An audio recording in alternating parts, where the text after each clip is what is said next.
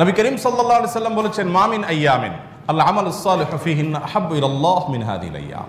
জিলহজের এই 10টা দিনের ইবাদত করলে আল্লাহ তাআলার কাছে এটা যত প্রিয় হয়, অন্য কোনো সময় ইবাদতে আল্লাহ তাআলার কাছে এত প্রিয় না। অনেক উলামায়ে কেরামের ব্যাখ্যা বলেছেন যে রমজানের শেষ দশক তো অনেক বেশি মর্যাদাবান।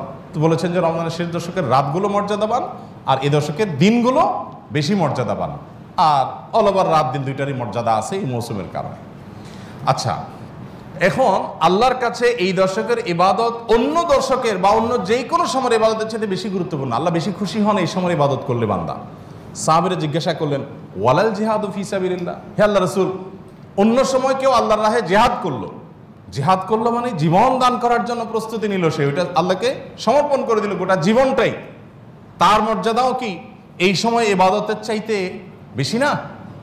তখন নবী সাল্লাল্লাহু আলাইহি ওয়াসাল্লাম বললেন, না, ওয়ালাল জিহাদু ফি সাবিলিল্লাহ, অন্য সময় জিহাদ করলেও এই সময় ইবাদতের সমান হয় না। তবে যদি অন্য সময় কেউ জিহাদে যে তার জীবন তার সম্পদ যা নিয়ে গেছে সব বিলীন করে উৎসর্গ করে দেয় আল্লাহকে খুশি করার জন্য, তার মর্যাদা সবকিছুর ঊর্ধ্বে, সেই মুজাহিদের কথা ভিন্ন। নাম্বার 1, আল্লাহকে বেশি বেশি স্মরণ করা, জিকির করা। আল্লাহ সুবহানাহু ওয়া তাআলা কোরআনে কারীমে বলেছেন, উযকুরুল্লাহ ফি আইয়ামিন মা'দুদাত, নির্দিষ্ট দিনগুলোতে তোমরা আল্লাহর জিকির করো, বেশি বেশি স্মরণ করো, আল্লাহর স্মরণটা বেশি বেশি হবে। এখন স্মার্টফোন, এটার এঙ্গেজমেন্ট আমাদেরকে আল্লাহর স্মরণ তো পরের কথা, দুনিয়ার অন্য কোনো কিছু স্মরণ করতে দেয় না। এজন্য এটা নিয়ন্ত্রণ করা ছাড়া মানুষ কখনো মুত্তাকি হওয়ার কোনো সুযোগ নাই। ভাইরা আমার, এই দশকে আল্লাহর স্মরণ যেন হয়, সেজন্য অন্য সময়ের মতো বিশেষভাবে স্মার্টফোনের নিয়ন্ত্রণ খুব বেশি জরুরি, খুব বেশি জরুরি। আল্লাহ আমাদেরকে তৌফিক দান করুন। আল্লাহ আমাকে হাত পা সুস্থ রেখেছেন, কত মানুষ অসুস্থ, কত মানুষ বিভিন্নভাবে আক্রান্ত। গত শুক্রবার, আগের শুক্রবার এই মসজিদে আশেপাশের বোধহয় হাউজিংয়ে থাকেন কোন এক ভাই এসে আমাকে চোখের পানি মুছতে মুছতে বললেন, ভাই 6,000 টাকা আছে আপনার মসজিদ কমপ্লেক্সের জন্য, সরি 8,000 টাকা আছে, এটা টাকাগুলো নেন। তো আমি নিয়ে আমাদের সহকারীকে দিলাম। ভদ্রলোক বললেন যে আমার একটা ছেলে ছিল, সে ব্যাংকে বোধহয় টাকা জমাইছে বা কেউ দিছে, সেখান থেকে সে বলছে এটা আমি মসজিদ কমপ্লেক্সে দেবো ওনাদের। তো 7,000 টাকার সাথে আমি 1,000 যোগ করলাম, এটা আপনি নেন। তো ছেলের কি হয়েছে? ও বলে যে ছেলে আপনার হাতে দিতে চাইছে, কিন্তু সে হাসপাতালে বেডে শুয়ে আছে। হাসপাতালে বেডে শুয়ে আছে ছেলেটা। কি হয়েছে তার? বলে যে ক্যান্সার আক্রান্ত। ক্যান্সার আক্রান্ত, 6 বছরের বাচ্চা, এবং সে লাস্ট স্টেজে আছে, শুধু মৃত্যুর জন্য অপেক্ষা করছি আমরা। তো আমার খুব খারাপ লাগলো, বললাম যে ছেলেকে দেখতে যাবো আমি। পরের দিন গেলাম হাসপাতাল, আলমারার হাসপাতালে গেলাম। হাসপাতালে যাওয়ার পর যে দৃশ্য দেখলাম আমি, ছেলেটা মারা গেছে কয়েকদিন আগে। এই এলাকার মহল্লার মানুষ উনি এখানকার। তো সে দৃশ্য দেখে আমার সাথে আরও একজন গেছেন, যারা গেছেন কেউ নিজেকে ঠিক রাখতে পারেন নাই। প্রত্যেকটা মানুষ কাঁদছিলেন, এত কষ্ট হচ্ছে বাচ্চাটার, মানে দেখার মতো কোনো দৃশ্য না। 6 বছরের একটা বাচ্চা, কত বড় পরীক্ষা মা বাবার জন্য। আল্লাহ তাআলা আপনার বাচ্চাকে খুশি রাখছেন, ভালো রাখছেন, আপনি জুমা পড়ে গিয়ে বাচ্চার কপালে চুমু খাবেন, তাকে কোলে নেবেন, তাকে পাশে বসিয়ে আপনি খাবার খাবেন, খাবার তুলে দিবেন, বিকেল হয়তো ঘুরতে যাবেন, হয়তো তার পরীক্ষা আছে, কালকে পড়ালেখা আছে, তাকে পরামর্শ দিবেন। আল্লাহ আপনাকে কত সুন্দর একটা সাস্টেইন, কত সুন্দর একটা আপনার কি বলে এটাকে, ভারসাম্যপূর্ণ স্বাভাবিক একটা অবস্থা দিয়েছেন। এইরকম নেয়ামত যদি আপনি খোঁজেন, তো একটা ডায়েরি নিয়ে বসলে ডায়েরির পাতা শেষ হয়ে যাবে, কিন্তু আল্লাহর নেয়ামত লিখে শেষ করতে পারবেন না। অতএব এই দশকে যে আল্লাহর জিকির করবেন, এই জিকিরের অংশ হিসাবে আল্লাহর এই নেয়ামতগুলো চিন্তা করবেন, মুখে জিকির করবেন। এক। দ্বিতীয় আমল হলো সাধারণ নেক আমলগুলো বেশি বেশি করবেন।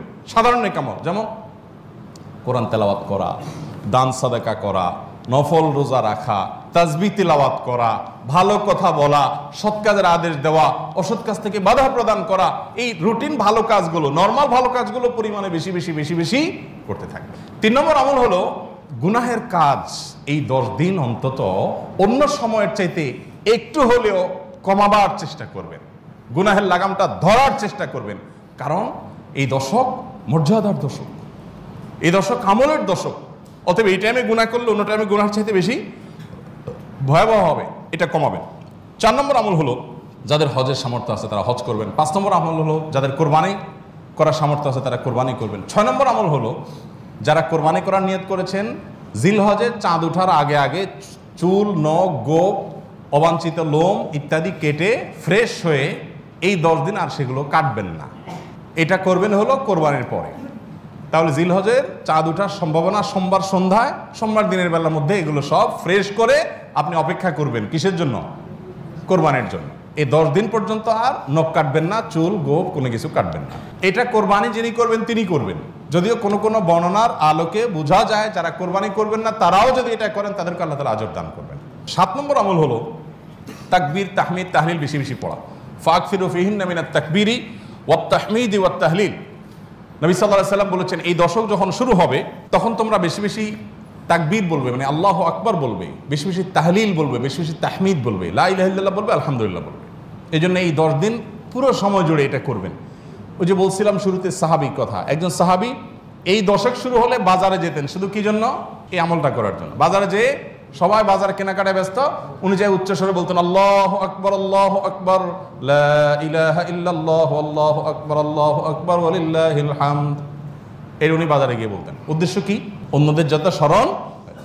এখন আপনি ভূমিপল্লীতে কয়েকটা দোকান আছে অথবা চিটাগাঙ্গে বাজার আছে, আপনি বাজারে যায়া সবাই কেনাকাটায় খুব সিরিয়াস মুডে আছে, আপনি যাই যদি সেখানে জোরে জোরে বলেন আল্লাহু আকবার, আল্লাহু আকবার, লা ইলাহা ইল্লাল্লাহু, আল্লাহু আকবার, আল্লাহু আকবার, ওয়ালিল্লাহিল হামদ, কি হবে দৃশ্যটা বলেন তো? এটা আপনি যদি বলেন সবার মধ্যে, অনেক লোক বাজারে, মাঝ বাজারে জমজমাট, আপনি যা জোরে জোরে এটা বললেন, কি করবে সবাই? সবাই তাকায় বলবে ব্যাপার কি, সমস্যা আসেনি, কোনো অসুস্থতা আছে কিনা বেচারা, এটা না বলবে। ওই যে সবাই যে অসুস্থ, সবার যে ইমানের রোগ, তাকওয়ার রোগ, এই জন্য সুস্থ মানুষকে কি মনে হয়? অসুস্থ মনে হয়, কারণ এটা তো দেখতে অভ্যস্ত না সে।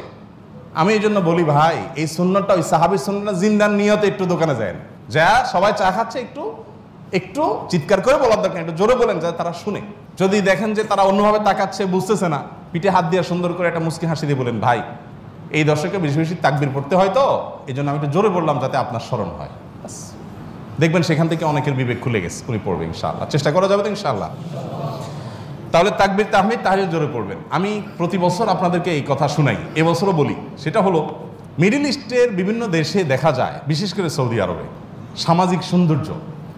বিভিন্ন গলিতে যখন ঢুকবেন জিলহজের এই 10 দিন আপনি দেখবেন তাদের গেইটের ওখানে ছোট্ট একটা ওই যে ব্লুটুথ ডিভাইস লাগানো আছে, এখানে সারাক্ষণ তাকবীর সুমধুর কণ্ঠে চলছে, আল্লাহু আকবার, আল্লাহু আকবার, লা ইলাহা ইল্লাল্লাহু, আল্লাহু আকবার, আল্লাহু আকবার, লিল্লাহিল হামদ।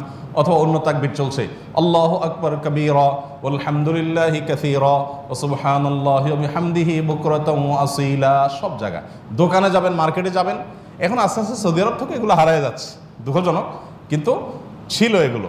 এবং এখনও অনেক জায়গায় আছে যে দোকানদার ওই মৃদু কণ্ঠে এটা চালায় রাখছে। আর আমাদের ঈদুল আজহা আসছে, এখন জাগানাকা গানের চোটে আপনি হাঁটতে পারবেন না কোথাও। গরুর বাজার, ছাগলের হাট, গান চলে। এখানে আমি যখন ভূমিপল্লী ছিলাম, এইখানে যে বাজার হয়, আমি যাই থামাইছি 2 দিন, যাই সেখানে কমিটির লোকদেরকে ধরলাম, ভাই ঈদুল আজহা একটা ধর্মীয় দিবস, কাজটা ধর্মীয়, আর সেখানে আপনি জাগানাকা গান লাগায়া গরু বেচতেছেন, ছাগল বেচতেছেন। আল্লাহ তো বিবেক দিছে অন্তত, এখানে অন্য কিছু লাগান, এটা কিরে ভাই? আর আপনার গানের অত্যাচারে আশপাশে মানুষ ঘুমাতে পারে না, থাকতে পারে না, এ কি মানুষ? এ কোনো মনুষ্যত্ব তো থাকার কথা না। 2 বার আমি গেছি শরীরে, এবং যা তাদেরকে অনুরোধ করে হাতে পায়ে ধরে বুঝায় থামাইছি।